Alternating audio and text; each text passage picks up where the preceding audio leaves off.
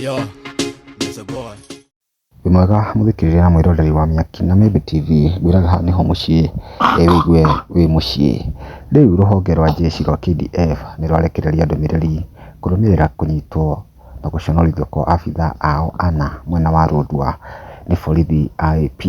Riu marauga matingitikira giconoko ta giki githi o uguo gutari ikinya rioetwo. Riu marauga nimamenyete abitha ao ni kuigirirwo maregirirwo kigenyo ati ni mahurwo ni borithi, no maugite ni mareka uthuthuria wao kiumbe na ucio niguo ukumonia ikinya riria makuera borithi aria marakuruhanirio na giko kiu.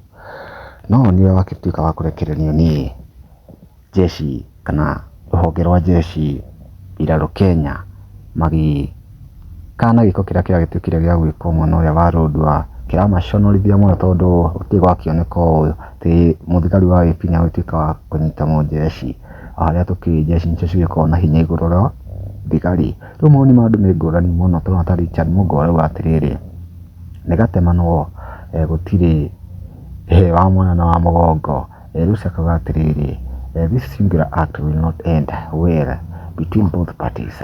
Davis akauga atiriri DJ Afro ni kama kesho kuna kazi tuletee live please.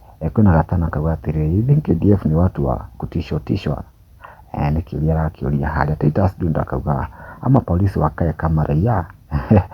Jackson Maina akauga KDF have a trend of using force when one of them is arrested, so this statement is not true.